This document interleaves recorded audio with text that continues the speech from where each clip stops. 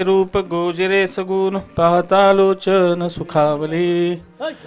आता दृष्टी पुढे ऐसाची तू राहे. जो मी तुझ पाहे पांडुरंगा.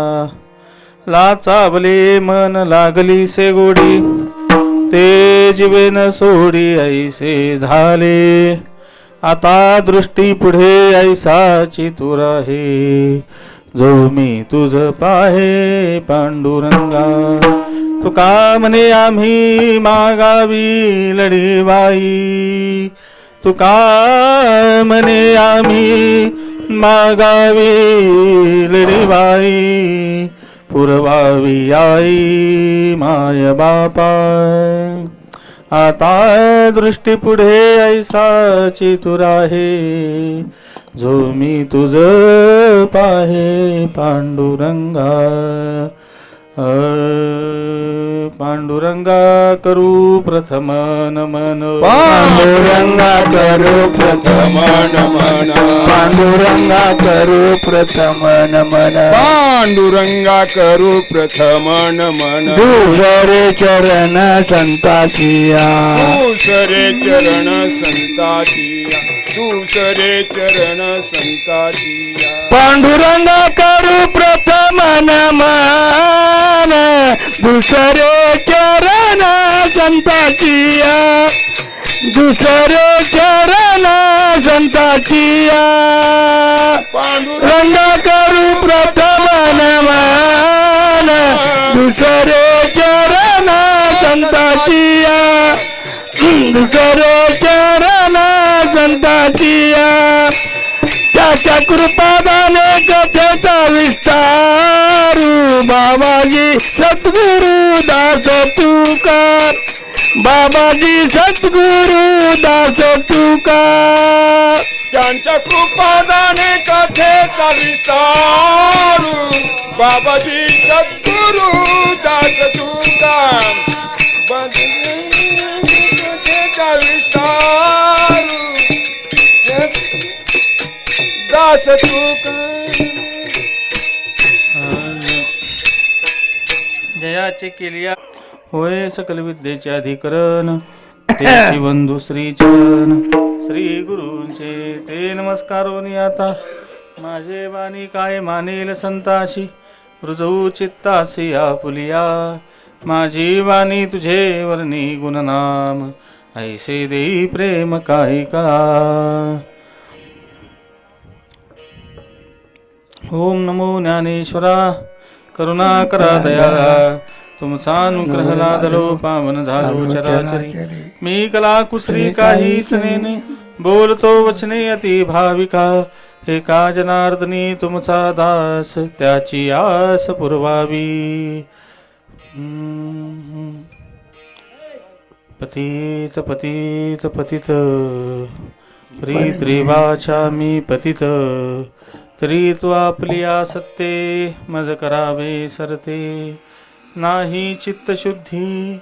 स्थिर पाया पाशी बुद्धी. तरी तो आपुलिया सत्ते.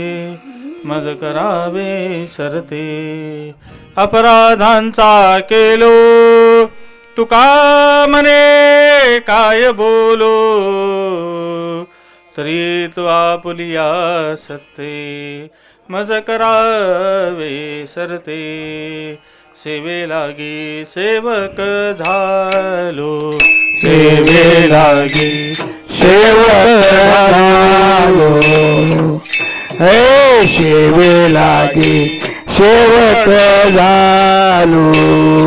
हे सेवे लागी सेवक झालो. सेवे लागी सेवक झालो. सेवे लागी सेवक झालो. सेवे लागी सेवक झालो. सेवे लागी सेवक झालो. तुमच्या चरणा. तुमच्या चरणा. आओ स्वामी तुझ्या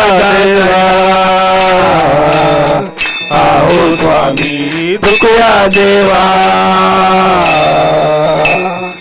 तुमच्या लागो जे चरणा तुमच्या लागो निज चरणा आहो स्वामी तुकया देवा आहो स्वामी तुकया देवा आहो स्वामी तुकया देवा टाळा 2 महिन्यातून 3 मला कसं करणार असू द्या.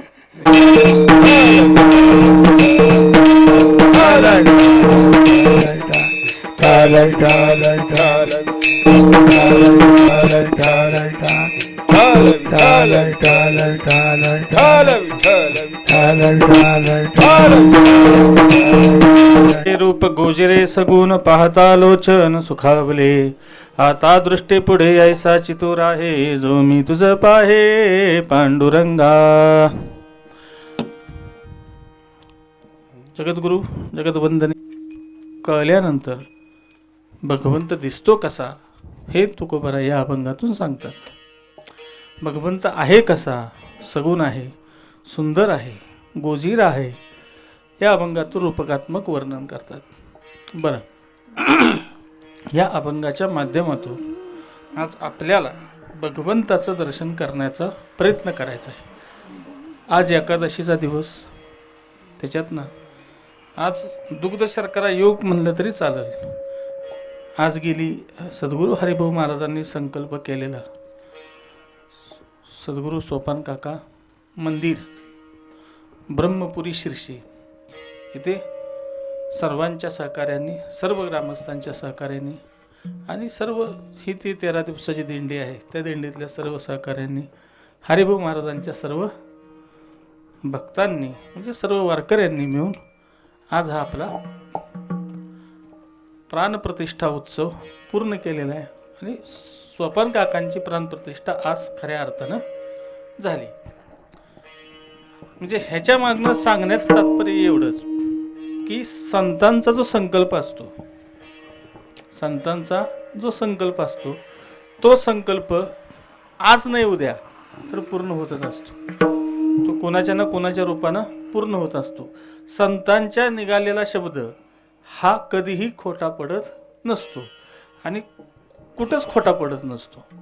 म्हणजे कुठल्याही न्यायालयात जाऊ द्या, संतांचा दिलेला शब्द हा कुठंच खोटा पडत नसतो. का? कारण संत हा जो शब्द टाकत असते हा स्वतःच्या कल्याणाकरता नसतो. संतांचा जो शब्द असतो तो सर्वांच्या कल्याणाकरता असतो, सर्वांच्या कल्याणाकरता असतो. आज गेली 61-62 वर्ष झाली दिंडीला आणि या दिंडीला झालेल्या या वर्षामुळं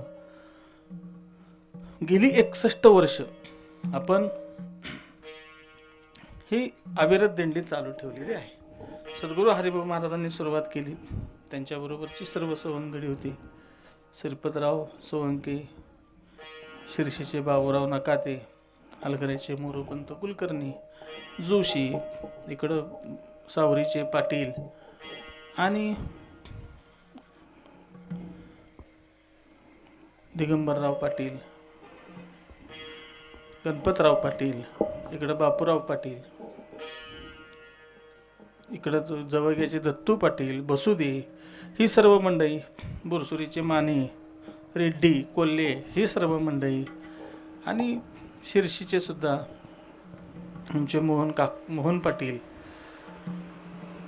बाबूराव नकाते, ही सर्व मंडळी असं सगळं करत येहनूरचे गुंडाजी वरमुडगे, आमची सुभद्रा मायच ना, सदानांच्या आईचं नाव सुभद्रा माय, राम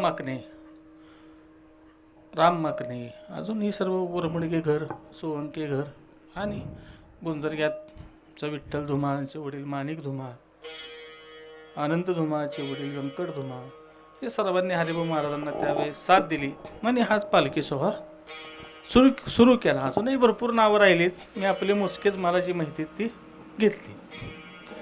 भरपूर लोकांनी ह्याला आणि त्या काळातला तो पालखी सोहळा हरिभाऊ महाराजांनी चालू करण्याचं कारण काय असेल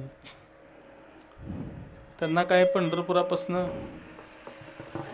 देहू लांब नव्हतं, पंढरपुरापासनं पैठण पण तसं काय अवघड नव्हतं. पण तरीसुद्धा त्यांनी इथं येऊन तो साजरा करण्याचं कारण काय, तर त्यांनी इथं येऊन साजरा करण्याचं एकमेव कारण असं होतं की काही लोकांना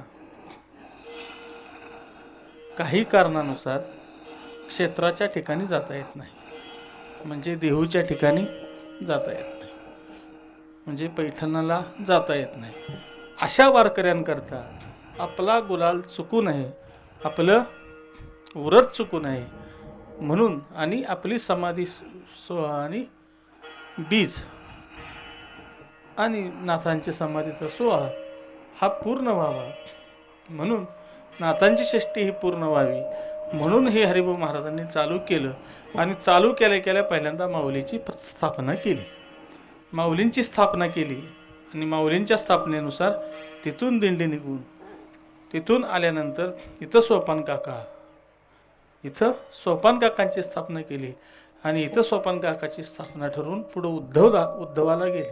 म्हणजे हरिभाऊ महाराजांनी असं काही ठेवलं की जे कुठलेही संत आपल्याकडं, म्हणजे आपण त्यांची पुण्यतिथी करत नाही, त्यांची समाधी सोहळा करत नाही, त्यांचं चरित्र आपल्याला माहीत नाही, अशा सर्व संतांचं त्या काळात त्यांनी प्रचार प्रसार सुरू केला आणि त्यांचे मंदिर बांधून एक आपल्याला मार्गदर्शन करण्याचा प्रयत्न केला असं मला वाटतं.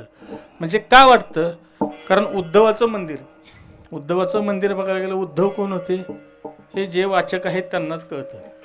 माझ्यासारख्याला विचारलं तर उद्धव कोण विचारणार नाही. तसं उद्धव हे भगवंताचे परमभक्त होते.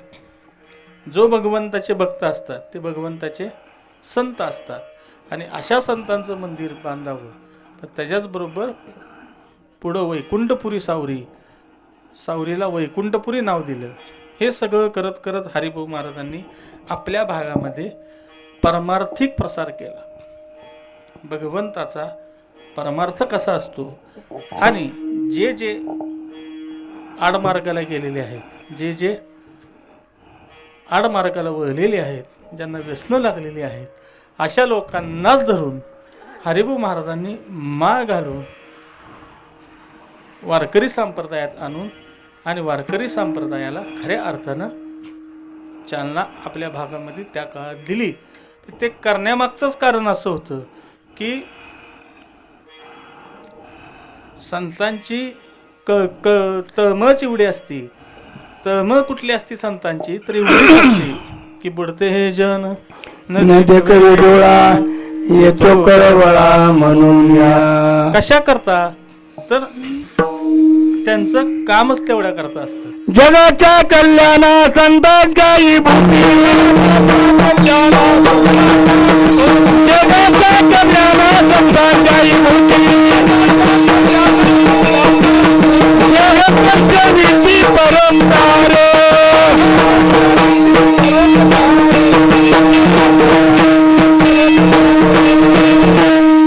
जगाच्या कल्याणा संतांच्या विभूती, देह कष्टविती परोपकारे. असो, त्याच्यानंतर सद्गुरू माऊलींनी हा दिंडी सोहळा, हरिभाऊ महाराजांनंतर हा दिंडी सोहळा चालू ठेवला सद्गुरू माऊलींनी. आणि माऊलींच्या काळात सुद्धा असंच हे करत करत करत आले. आणि त्याच्यानंतर त्या परंपरेनं म्हणा किंवा त्याच कुळात जन्मलो असो म्हणून म्हणा की माझ्यासारख्या पामराकड ही दिंडीची सेवा आली. आणि ही दिंडीची सेवा माझ्यासारख्या पामराकडे येणं ही माझं भाग्याचं लक्षण समजतो. आणि त्या दिवशीपासून ठरवलं, मुळात ही काय आत्ताच सांगतो, ही काय कीर्तन नाही, ही कीर्तनाच्या हिशोबानं ऐकू नका, म्हणजे स्पष्टपणे सांगतो.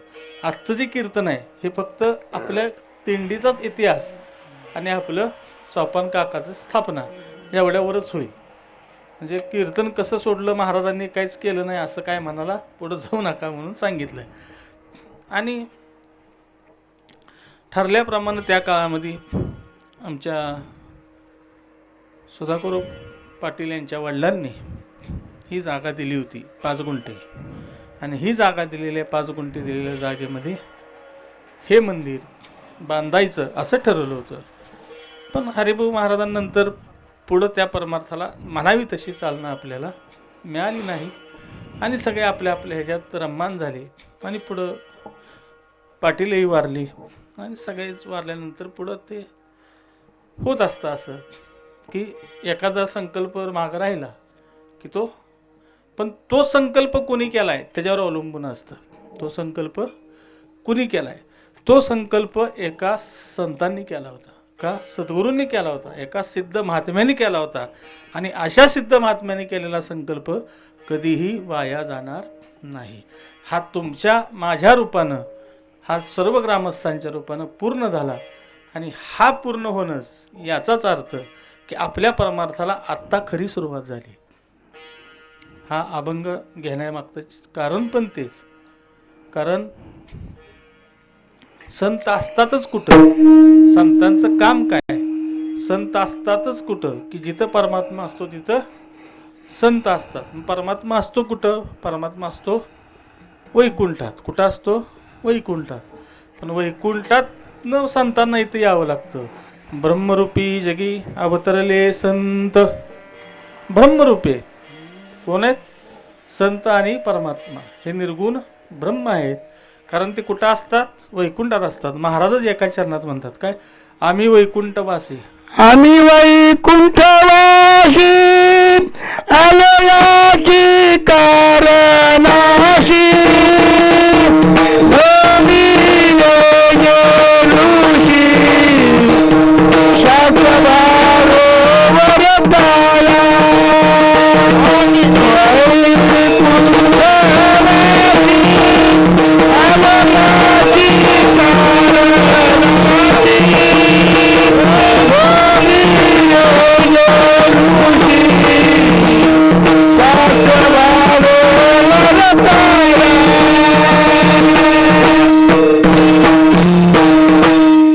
वैकुंठवासी आलो याची कारणासी, बोलिले जे ऋषी साच भावे वर्ताया.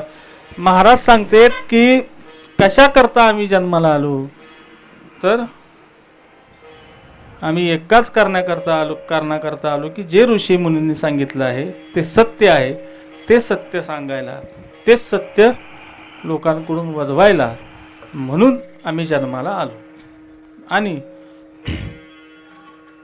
जन्माला आल्यानंतर संतांचं कामच एवढं असतं की ह्या सर्व 8 रानात गेलेल्या जीवांना सन्मार्गात आणणं, या सर्व जड जीवांना भगवंतापर्यंत आणणं.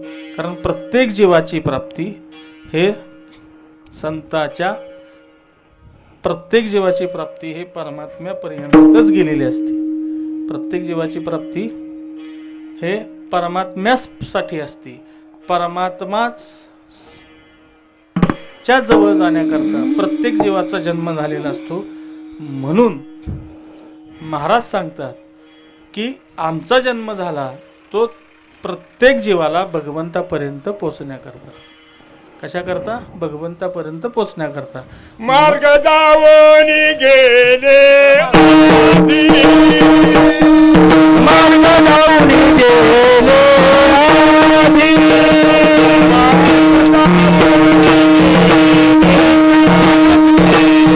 मार्ग जाऊन गेले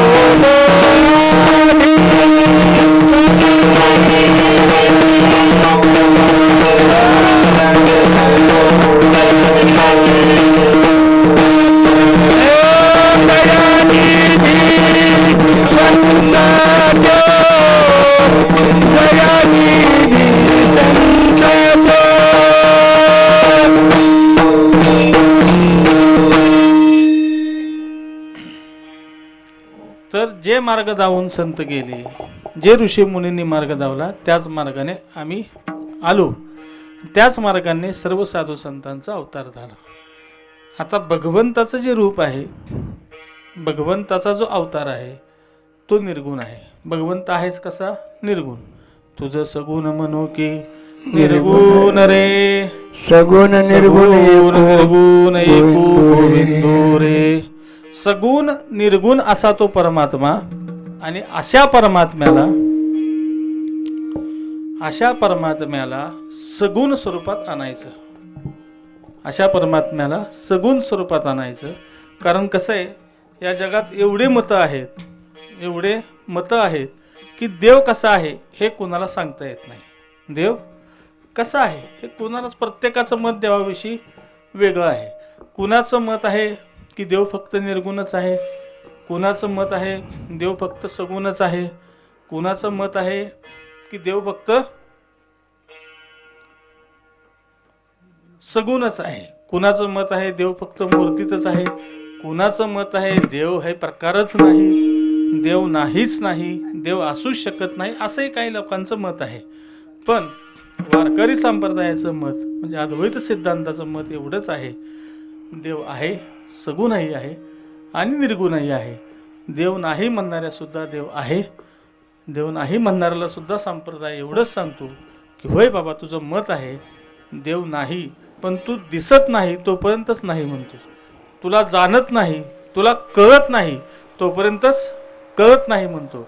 म्हणजेच काय तर आपला संप्रदाय कोणाचंही मत खोडायला मोडायला जात नाही. आपलं संप्रदाय आपलं मत ठासून सांगतो की देव आहे, देव आहे, पण कसा आहे, देव सगुणही आहे आणि देव निर्गुणही आहे. आणि देव फक्त कशा करता येतो तर देव फक्त भक्तांकरता सगुण होतो. नंतर असतोच तो कसा निर्गुण असतो, तो असतोच कसा निर्गुण. त्याच्याशिवाय तोच या जगाचं अधिष्ठान आहे. आणि या जगताचं मुख्य अधिष्ठान ते निर्गुण निराकार ब्रह्म, आणि त्या ब्रह्मापासून ही सृष्टी उत्पत्ती झाली. ह्या सृष्टी उत्पत्ती झाल्यानंतर त्या ब्रह्मापासून पंचमहाभूत उत्पन्न झाली. त्या पंचमहाभूतानंतर त्या पंचमहाभूतांनी प्रत्येकी आपली आपली शक्ती एकमेकाला वाटली. प्रत्येकी आपली एक जी शक्ती होती, चाराने शक्ती एकमेकांना दिली. म्हणजे ह्या 5 जणांचं पंचमहाभूताचं एका ठिकाणी मिलन केलं. त्या एका ठिकाणी मिलन केलेल्या त्या प्रकृतीला आपण सृष्टी असं म्हणतो, आपण पृथ्वी असं म्हणतो, त्याला आपण सृष्टी असं म्हणतो. आणि या सृष्टीत जीव जन्माला आले. आणि हे सगळं झालं कुठं तर निर्गुण ब्रह्माच्या ठिकाणी शुद्ध सात्विक असलेल्या मायेच्या ठिकाणी निर्गुण ब्रह्माचं प्रतिबिंब पडलं तरच तो सगुण होतो, नाहीतर तो होत नाही. तसंच शुद्ध सात्विक माया जर भक्तांच्या ठिकाणी असेल तरच देव सगुण होतो, नाहीतर तो सगुण होत नाही, तो निर्गुणच असतो. कारण का?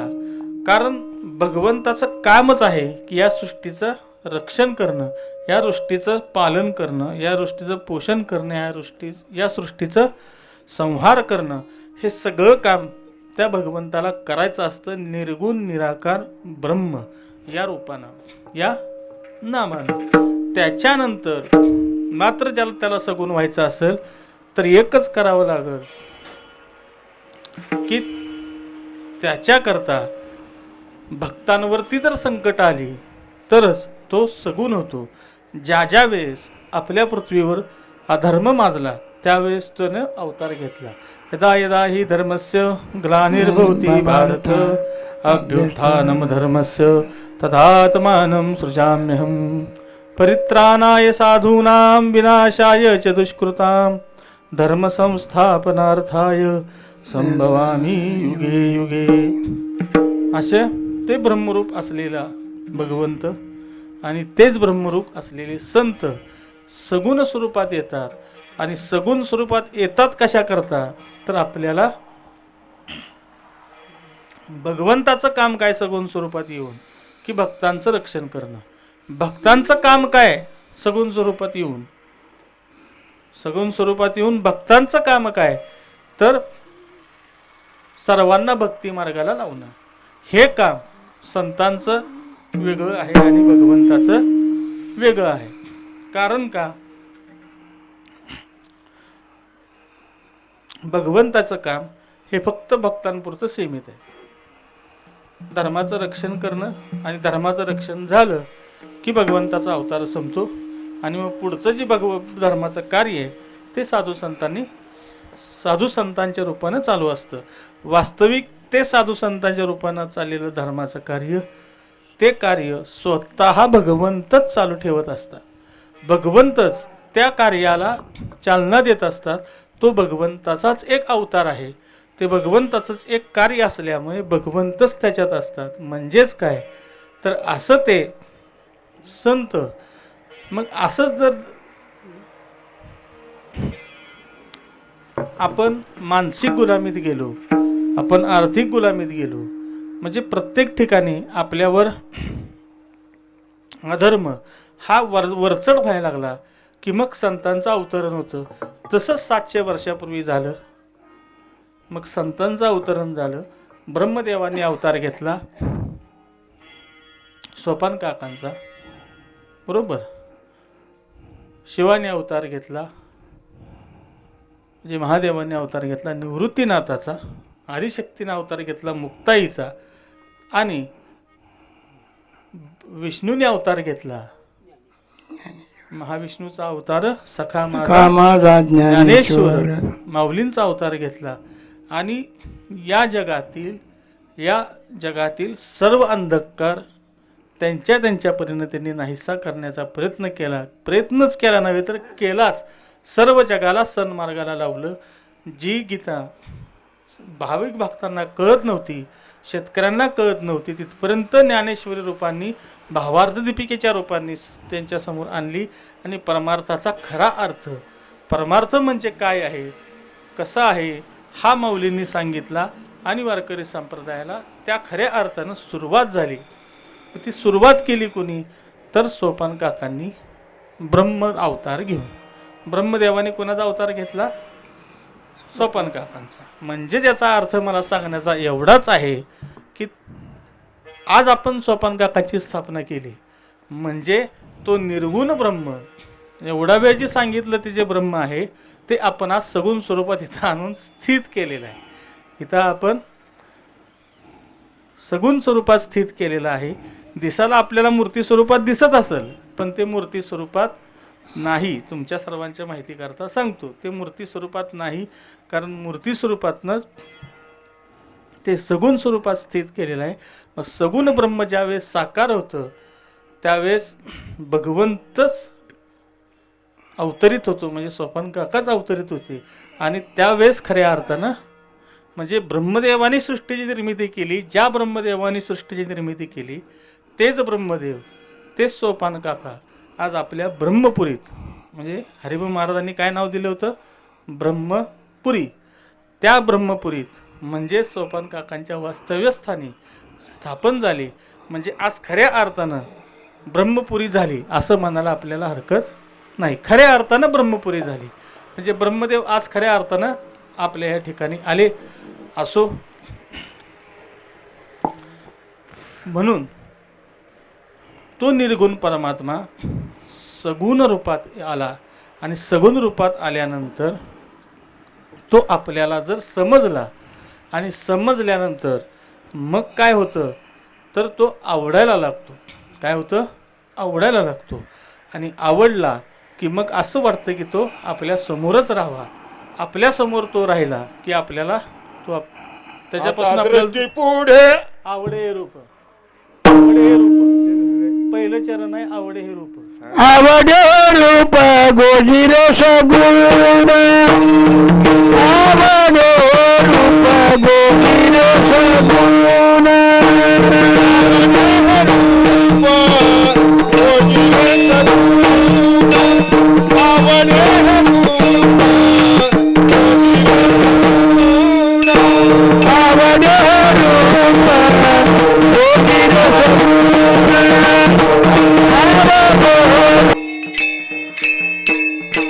म्हणून महाराज म्हणतात देवा मला तुझं रूप आवडलं.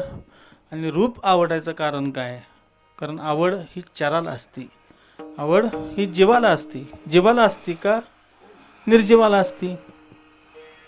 कशाला असते आवड? जीवाला असती. आणि जीवाला असलेली जी आवड आहे ती आवड कशात असती? आता बघा, लागला का? आता बघा, जीवाला असलेली जी आवड आहे ती आवड कुठं असावी लागते? बरोबर, ती आवड आपली विषयावर असते. आपली जीवांची कुठं असती? आपली जड जीवांची असती विषयावर. विषयावर म्हणजे विषय उडी भुलले जीव, आता त्यांची कोण करील कीव, नुपजे नारायणी भाव, पाहुनी ठाव नरदेह. विषय उडी जीव भुलला की त्याला कशाचीही तमाम नसते, त्याला कशातही रस नसतो, त्याला फक्त विषयाचंच सेवन करावं लागतं. पण आपली ही अवस्था होती, पण संतांची अवस्था याच्यापेक्षा उलटी असते. विषय तो त्यांचा झाला नारायण, नावडे जनधन म्याता पिता. जे विषय आहेत, जे या संसारातले विषय आहेत, ती सर्व विषय ही संत फक्त भगवंताबरोबरच भोगतात. ते विषय सर्व त्यांचाच भगवंत होतात. आणि अशा वेळेस तो भगवंत सगळे विषय झाल्यामुळं तिथं आपल्याला कशाचीही, तिथं कसलंही त्याच्यापासून उत्पन्न होत नाही. आता काय उत्पन्न होत नाही तर त्याच्यापासून पापही उत्पन्न होत नाही आणि पुण्यही उत्पन्न होत नाही. पण आपण केलेल्या विषय सेवनामुळं आपल्याकडून काय उत्पन्न होतं तर फक्त पाप उत्पन्न होतं. आणि पाप उत्पन्न झाल्यामुळं आपल्याला दुःख उत्पन्न होतं. पापामुळं त्या पाप कर्मामुळं आपल्याला रोग उत्पन्न होतो आणि त्या रोगापासून आपल्याला दुःख मिळतं. आणि त्या दुःखामुळं परत आपण सुखाच्या शोधात जातो आणि सुखाच्या शोधात लागलो की मग परत आपण असंच भटकत परत मरतो आणि परत जन्माला येतो, परत त्या अवस्थेनं जन्माला येतो. म्हणजे आपलं हे जे रहाडगाडगा आहे ते असंच चालू राहणार आहे. बरोबर. उपजे ते नाशे नाशिले ते पुनरपी दिसे ते घटिका यंत्र जैसे परिभ्रमणे गा. अजून दुसरं काय तर पुनरपी जननम पुनरपी मरणम पुनरपी जननी जठरे शयनम य संसारे बहुदुःखारे बहुदुस्तारे कृपया पाहे मुरारे. म्हणजेच काय तर असं जे परमात्मा आहे, असा जो परमात्मा हा आपल्याला जोपर्यंत कळत नाही तोपर्यंत आपण मुक्त होत नाही. आणि तो मुक्त का होत नाही तर आपण जे विषय या संसारात सेवन करतो त्या सेवन केलेल्या विषयामुळं आपल्याला पाप आणि पुण्य, धर्म आणि अधर्मात न जावं लागतं. पण हेच जर सर्व आपण निष्कामपणे केलं, हे निष्कामपणे केल्यानंतर आपल्या अंतःकरणातलं मल म्हणजे आपल्या अंतःकरणातलं पाप, जन्मोजन्मीचं पाप नाहीसं होतं. आणि नाहीसं झाल्यामुळं भगवंताविषयी आवड उत्पन्न होते. म्हणजे मन दुसऱ्या कुठल्याही ठिकाणी जात नाही आणि मन दुसऱ्या ठिकाणी जात नाही. अशा वेळेस काय होतं तर मनाचा निग्रह होतो. म्हणजेच काय तर भगवंताविषयी आवड उत्पन्न होते. म्हणून महाराज म्हणतात आवडे हे रूप गोजिरे सगुण पाहता लोचन सुखावले. मग आवड उत्पन्न झाल्यानंतर भगवंताला पाहण्याची आवड उत्पन्न झाल्यानंतर भगवंताला पाहिल्यानंतर जे सुख मिळतं ते सुख मात्र डोळ्यांनी बघण्यासारखं नाही. दिसते डोळ्याला, भगवंत डोळ्यांना दिसतेत, पण ते जे सुख आहे ते फक्त त्या डोळ्यांनाच माहिती. पाहता लोचन सुखावरे.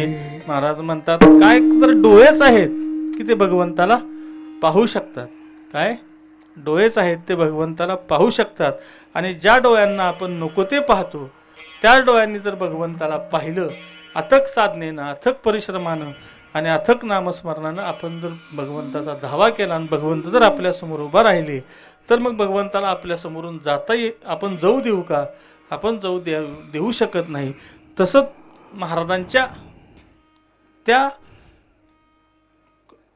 काळामध्ये महाराजांवर जी वेळ आली त्यावेळेस भगवंत त्यांना भेटले. आणि भगवंत भेटल्यानंतर महाराजांनी सांगितले की बाबा आता तू माझ्यापासून दूर जाऊ नको. दुसऱ्या ज्यांना सांगतात आता दृष्टी पुढे ऐसा तूची राहे ऐसा तू दृष्टी पुढे ऐसा जे तू राहे आता दृष्टी पुढे ऐसा जे तू राहे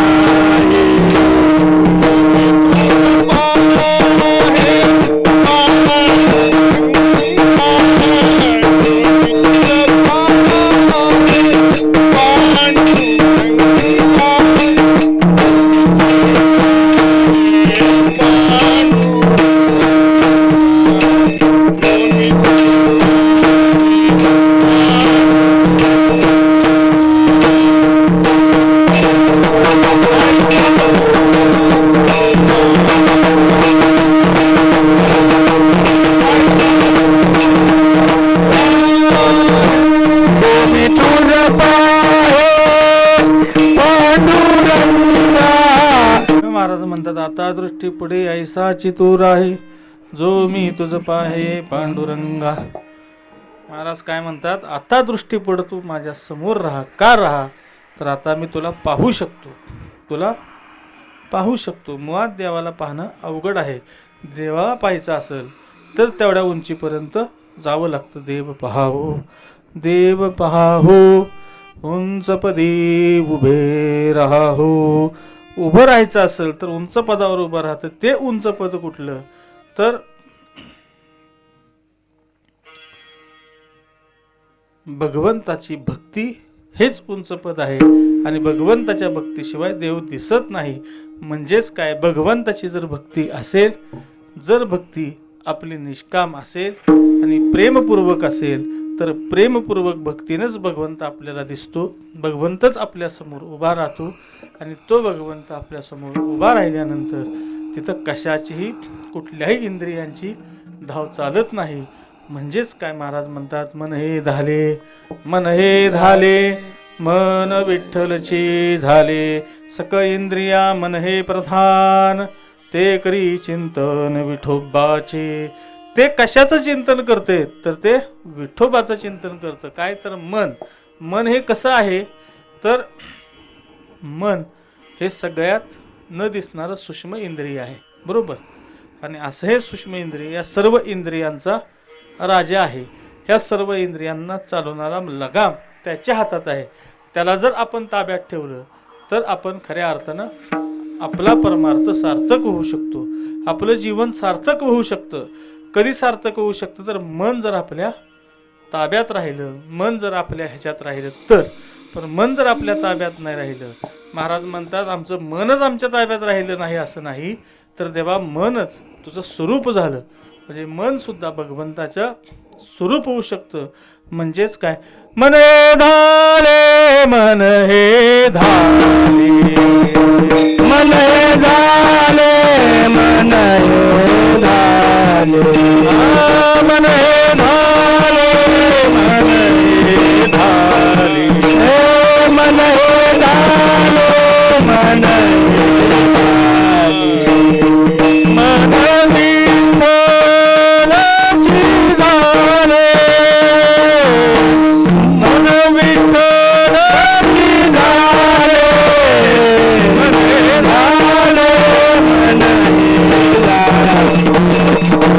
हे झाले, मन हे झाले, मन हे झाले, विठ्ठलाची मन हे झाले, विठ्ठलाची मन हे झाले, मन हे झाले, मन हे झाले, मन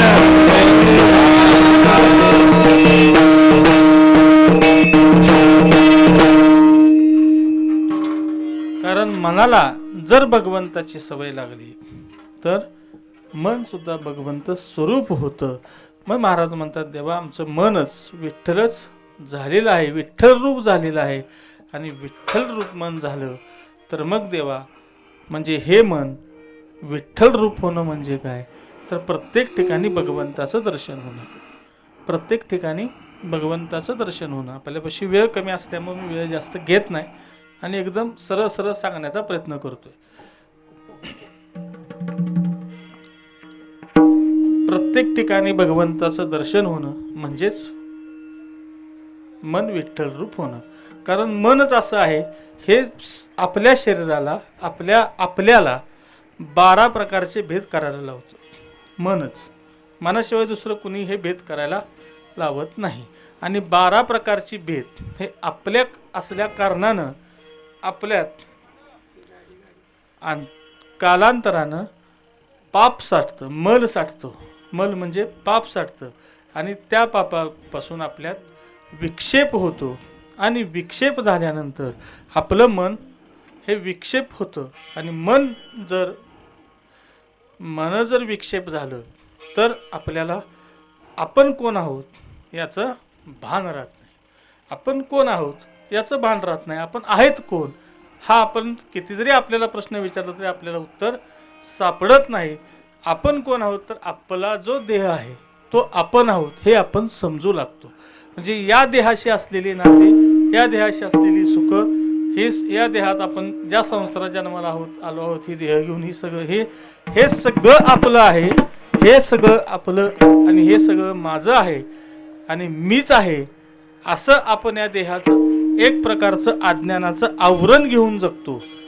तोपर्यंत एक प्रकारच्या अज्ञानाचं आवरण घेऊन जगतो तोपर्यंत आपल्याला हे दुःख बघावंच लागतं.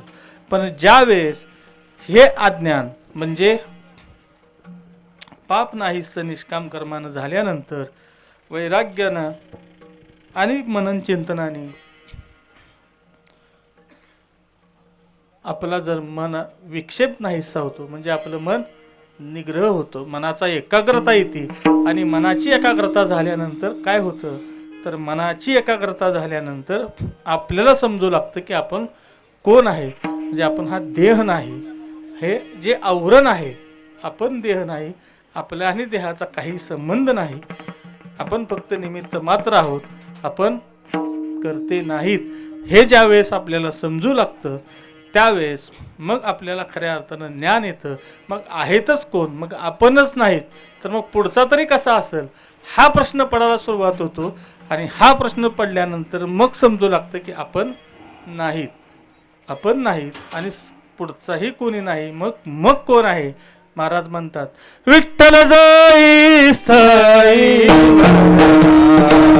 विठ्ठल जाई हरिता ठाव नाही उरला, हरिता ठाव नाही उरला. आजी दृष्टीने पाहिला, आगमी दृष्टीने पाहिला. विठ्ठल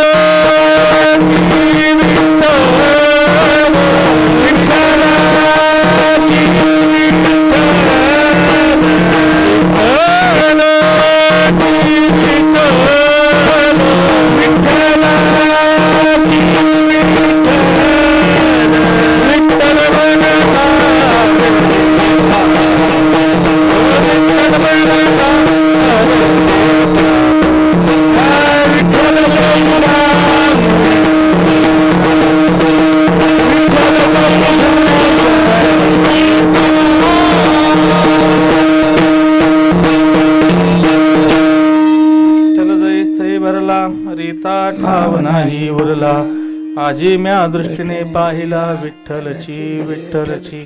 म्हणजे आपलं आणि परमात्म्याचं नातं एकच आहे. ममैव अंशो जीवलोके जीवभूतः सनातना मनश्चेष्ठानि इंद्रियानी प्रकृती स्थानी कर्षती. म्हणजेच मी तुम्हाला जे मगाशी निर्गुण ब्रह्म सांगितला तोच परमात्मा प्रकृती रूपानं हा अंश रूपानं आपल्यात आहेत. म्हणजे आपण त्याचे अंश आहोत. आपण त्या परमात्म्याचे अंश असल्या कारणानं तो आपल्यात आहे. मग एक थेंब पावसाचा एक थेंब ओढ्याला मिळतो, ओढ्याचा पाणी नदीला मिळतं, बरोबर. नदीचं पाणी समुद्राला मिळतं आणि तेच परत बाष्परूपानं कुठं जातं, आकाशाकडे जातं. म्हणजे हे रहाटचक्र चालू असतं. तसंच हे परमार्थाचं सुद्धा रहाटचक्र आहे. जीव जन्माला येतो, जीव जन्माला आल्यानंतर जीव हा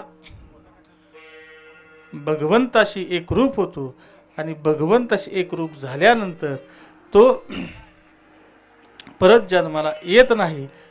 तो परत जन्माला येत नाही, कारण त्याचं जे काम आहे ती सगळीकडे जायचं सोडून तो डायरेक्ट समुद्रालाच मिळतो. म्हणजे जर एखादं थेंब डायरेक्ट समुद्रातच पडलं तर त्याला इथं पडायची गरज आहे का? म्हणजे इथनं पडल्यावर तेरणीत मिसळणार, तेरणीतनं परत मोठ्या नदीत मिसळणार, परत ती तेरणीची दुसरी नदी होणार. म्हणजे हे रहाड गाडगत चालू राहतं. तसं आपलं सुद्धा हे रहाड गाडगं चालू राहतं. म्हणजेच काय तर आपली मुक्तता कधी होईल, आपलं जीवन सार्थक कधी होईल तर भगवंताच्या भेटीनंच होईल. भगवंताच्या भेटीशिवाय आपलं जीवन सार्थक होणार नाही. आणि आपलं जीवन जर सार्थक करायचं असेल तर सर्व प्रकारची भेद नाहीशी करून भगवंताला पाहणं आपल्याला कळलं पाहिजे. भगवंत जर आपल्याला कळला तरच आपल्याला दिसतो. पहिल्यांदा जर आपल्याला भगवंत कळला नाही तर भगवंत आपल्याला दिसत नाही. मुळात भगवंत कळावा लागतो आणि त्याच्याकरता श्रद्धा असावी लागते.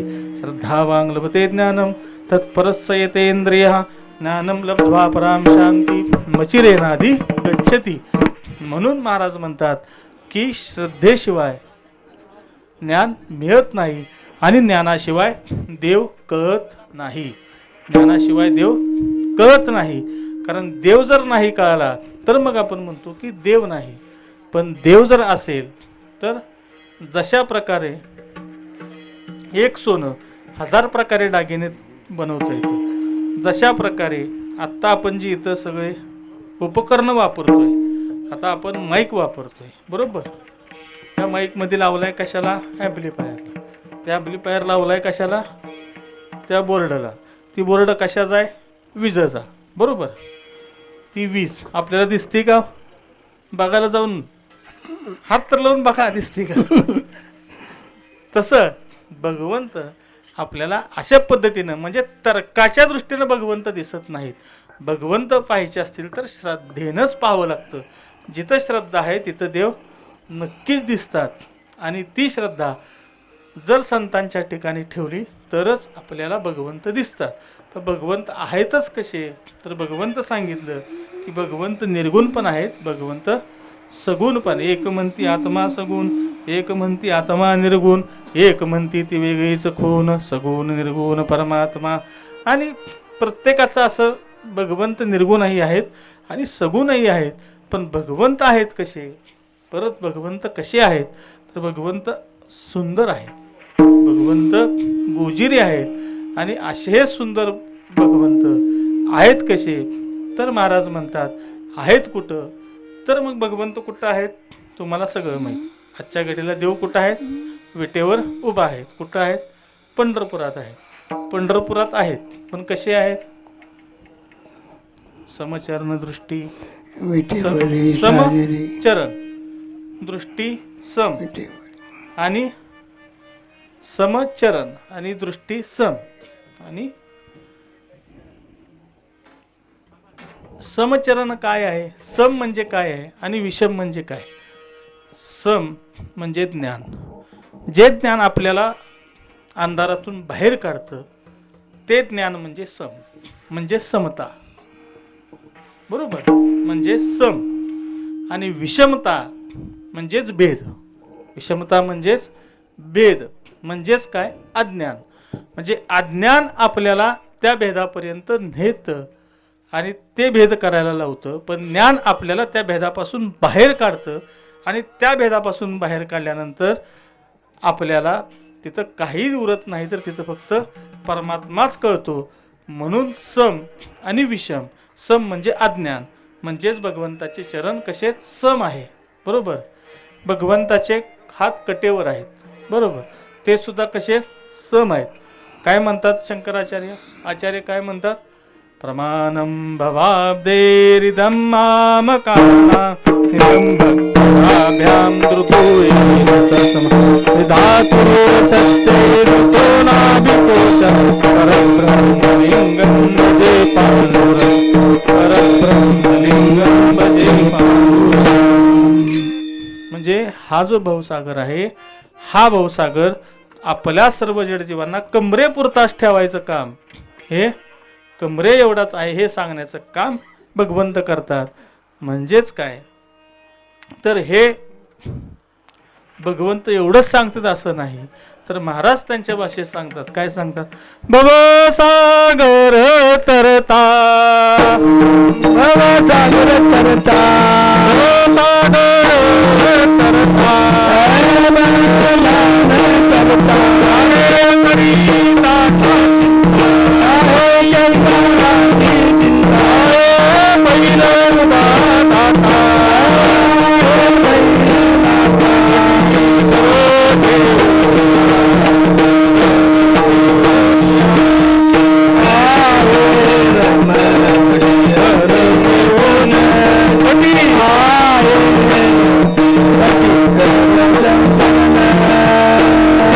भवसागर तरता कार्य करीत असा चिंता पैल उभा दाता. कटी कर ठेवून असा जो परमात्मा आपल्याला या भवसागरातून म्हणजे या संसारातून बाहेर काढण्याकरता आपल्या समोर उभा आहे, म्हणजेच तो देव. मग तो कसा झाला? मूर्ती स्वरूपात झाला. पण कळल्यानंतर तो आता आपल्याला कळला की त्याची दृष्टी सम आहे, त्याचे चरण सम आहेत, त्याचे कर सुद्धा सम आहेत. सम काय तर तो आपल्याला फक्त ज्ञान देण्यासाठी सम आहे. म्हणजे आपल्याला तो ज्ञान देतो आणि ज्ञान दिल्यानंतर आपल्याला ज्यावेळेस आपलं ज्ञान होईल त्यावेळेस आपल्यातलं आवरण नाहीसं होईल. आणि आपलं आवरण नाहीसं झाल्यानंतर आपण देह नाही, आपण काहीतरी वेगळेच आहोत हे आपल्याला समजल. त्यावेळेस खऱ्या अर्थानं जिथे जाईल तिथं भगवंताची प्राप्ती होते. जिथं जाईल तिथं भगवंत आपल्याला दिसतो, जिथं जाईल तिथं भगवंत आपल्याला समजतो. म्हणजे खाणं सुद्धा भगवंताशी, पिणं सुद्धा भगवंताशी. म्हणजेच काय की जे काय आपल्याला वाटतात ती सर्व विषय भगवंताशी एकरूप होतात कधी तर आपण भगवंताशी एकरूप झालो तर, म्हणजे आपल्याला भगवंत कळला तर. आणि भगवंत कळल्यानंतर मग मात्र आपल्याला त्याच्यापासून लांब होऊ शकत नाही. मग अशा वेळेस आपण काय करतो? भगवंताला सांगतो की आपण देवा आता तू काही करू नको. महाराजांनी काय सांगितलं की देवा आता तू काही करू नको. हे झालं आत्तापर्यंत हे जे सगळं आहे, तुझं रूप कसं आम्ही बघितलं, तू कसा आहेस आम्ही पाहिलं, तू किती ज्ञान देतोस हेही आम्ही बघितलं. तेव्हा तुझं ज्ञान आता आम्हाला झालेलं आहे आणि ते झालेलं ज्ञान असेच आमच्यापाशी टिकून राहावं. झालेली कुठलीही गोष्ट, मिळालेली कुठलीही गोष्ट ही टिकून राहावी. आणि हे टिकून राहण्याकरता देवा तू काय कर तर एकच काम कर, तर आम्ही जी मागतोय ते तू दे. पर तू मानत असेल कुठल्या तर हक्कानं मागतो, अजिबात नाही. आम्ही मागतो तर देवा तू आमचा आईबाप आहेस आणि आम्ही तुझी लेकरं आहोत, कारण आम्ही तुझे अंश आहोत. या नात्याने आम्ही मागतो. म्हणून महाराज चौथ्या चरणात सांगतात, तुका म्हणे आम्ही मागावे दिवाळे, तुका म्हणे आम्ही मागावे दिवाळे.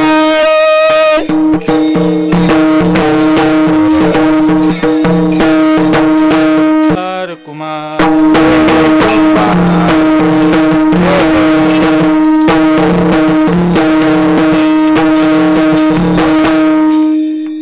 आधीच कंटाळा आला की हे रूप आवडलं हे रूप. कारण कसं आहे, देवा का आवडलं तर ते सुख देतं. तर ज्याच्यापासून सुख मिळतं तीच आपल्याला गोष्ट आवडते. होय, बरोबर आहे का? ज्याच्यापासून आपल्याला सुख मिळतं तीच आपल्याला गोष्ट आवडते. आणि ज्याच्यापासून दुःख मिळतं ती गोष्ट आपल्याला नावडते. पण महाराजांना सुख जिथनं मिळत होतं ते सुख म्हणजे सगळ्या जगात ज्याच्यापासून सुख उत्पन्न होतं ते सुख आहे. म्हणजे कोणतं? परमात्मा. तर असा जो परमात्मा महाराजांना दिसला, मग महाराजांनी सांगितलं आवडे हे रूप गोजिरे सगुण.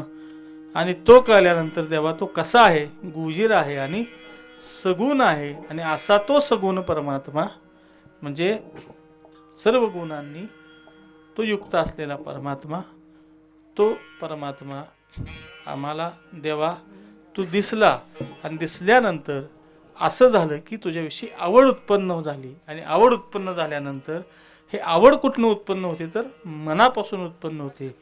कारण हे मनच जर तुझं स्वरूप झालं, लाचावले मन लागलीचे गोडी हे जीवेन सोडी ऐशे झाले, मग तिथं कशाचीही किंमत राहत नाही. कारण हे मनच भेद करणार आहे, हे मनच तुझा आणि माझ्यात दुरावा निर्माण करणार आहे. पण हे मनच जर तुझे स्वरूप झालं तर तिथं कशाचाही सगळ्याचा विसर पडतो. देह भावारपला तुझं पाहता विठ्ठला. आणि हे सर्व झाल्यानंतर काय होतं तर देवा तुला पाहिल्यानंतर हे मनच तुझं स्वरूप झाल्यानंतर हे मन ज्या देहाला चालवतं हा देहच आपला नाही. मग हा देहच आपला नाही तर आपलं काहीच नाही, तर हा सुद्धा हरपून जातं. मग हा देह कोण आहे तर हा फक्त निमित्त आहे. म्हणजे हा देह आणि भगवंताशी एकरूपता होणे, आणि एकरूपता झाल्यानंतर मग आपल्याला समजू लागतं की देव कसा आहे. आणि देव एकदा आपल्याला कळला की देव आपल्याला दिसतो. तसंच तुकोबरायांना कळला आणि दिसला. मी अशी प्रार्थना करतो की आज आपण परमार्थाच्या दृष्टिकोनातनं खऱ्या अर्थानं पहिलं पाऊल उचललेलं आहे. गेली 60 वर्ष आपण येत असेल काही फरक पडत नाही काय, पण खऱ्या अर्थानं आज पहिलं पाऊल उचललेलं आहे. एक मोठी जबाबदारी आपल्या अंगावर आज खऱ्या अर्थानं पडलेली आहे.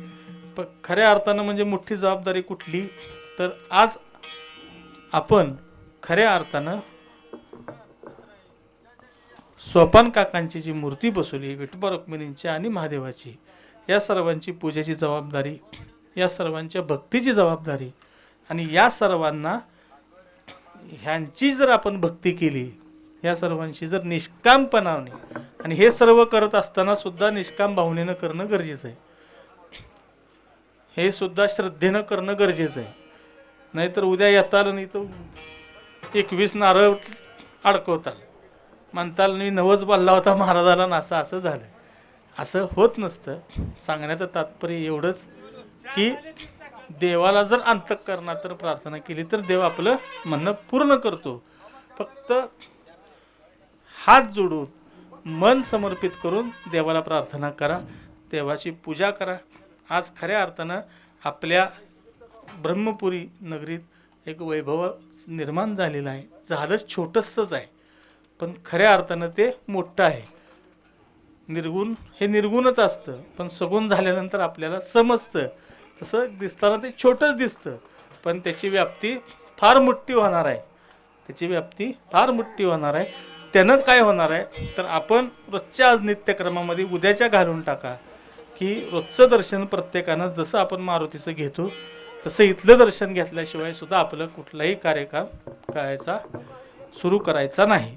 तसं प्रत्येकानं जर ठरवलं आणि प्रत्येकानं इथं दर्शन घेतल्यानंतर आपल्या दिनचर्येला सुरुवात करायची. एकादशी दिवशी किंवा ह्याच्या दिवशी आपल्याला इथं भजन करायचं. आता इथं नुसतं सोपान काकाच आले नाहीत तर विठोबा रुक्मिणीसुद्धा आहेत आणि महादेवसुद्धा आहे. जे एकादशी दिवशी तुम्हाला जे भजन करायचं ते तुम्ही आता इथं येऊन करू शकता. म्हणजे ही सगळी साधना भगवंतापर्यंत जाण्याची आहे. म्हणजे भगवंताचं रोजचं दर्शन, भगवंताचं नामस्मरण, भजन, ही जी सगळी साधना आहे ही फक्त भगवंतापर्यंत जाण्याची आहे. हेच जाणण्याकरता आपण एक पहिली पायरी निर्माण केलेली आहे. तिथपर्यंत जाण्याकरता आज आपण सर्वांनी मिळून सर्वाच्या पुण्याईनं ही पहिली पायरी निर्माण झालेली आहे. आणि याच पायरीचा आपण सदुपयोग तुमच्या सगट माझ्यानं प्रत्येकाने करायचा आहे. एवढं मनाशी धारणा धरा. आणि इथे मंदिर आहे याची जाण ठेवा. इथं मंदिर आहे याची जाण ठेवा. आसपास परिसर 1.5 किलोमीटर गाव आहे म्हणून इथं कुठलंही दुष्कृत्य होऊ देऊ नका आणि करूही नका. म्हणून सांगण्याचं तात्पर्य एवढंच की आपल्याकडं एक मोठी जबाबदारी पडलेली आहे. ती जबाबदारी आपण पार पाडूया. इथनं पुढं खऱ्या अर्थानं परमार्थाच्या मागे लावूया. आमच्यासारखी तरुण पोरं रोज जर इकडे यावं लागली तर उद्या माळा घालतील. माळा घातल्यानंतर व्यसनं सुटतील. मी आधी व्यसनं सोडून माळा घालायचं बोललेलो नाही. उद्या माळा घालतील. माळा घातल्यानंतर व्यसनं सुटतील आणि व्यसनं सुटल्यानंतर खऱ्या अर्थानं त्यांच्याच परमार्थाला सुरुवात होईल. आणि ते ज्यावेळेस आपल्याला समजल की खऱ्या अर्थानं त्यालाच खरं आपण म्हणजे खऱ्या अर्थानं आपण त्याच वेळेस समजू शकल की 4 लोकांनी जर व्यसन सोडून इथं पुढल्या दिंडी त्यावेळेस माळ घातली तर आपण समजू की नाही बाबा खरंच आपण ह्या केलेल्या आजच्या या केलेलं आपण जे कर्म आहे ह्या खरंच फळ मिळालं. ही खरंच सामाजिक आपलं पुण्य. आणि हे सामाजिक फळ की घराघरात आपण संप्रदाय निर्माण करावा, घराघरात हरिपाठ वाचावा, घराघरात ज्ञानेश्वरी वाचावी, घराघरात तुकोबराय वाचावे, तुकोबाची गाथा वाचावीत आणि घराघरात फक्त भगवंताचाच धावा व्हावा. जे नाम विठोबाचे घ्यावे. नाम विठोबाचे घ्यावे. नाम विठोबाचे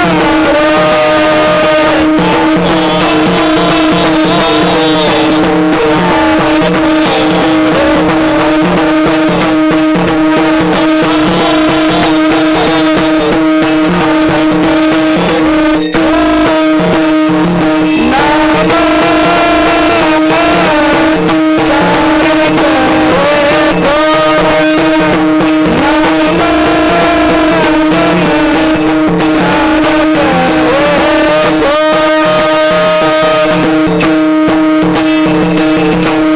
नाम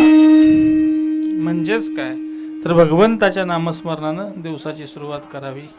मगच आपलं पाऊल पुढं टाकावं. म्हणजेच हे होतं कधी तर आपलं आचरण शुद्ध झाल्यानंतर. म्हणजे आपण मंदिर हे बांधलं हे आपलं आचरण शुद्ध करण्याकरता बांधलेलं आहे.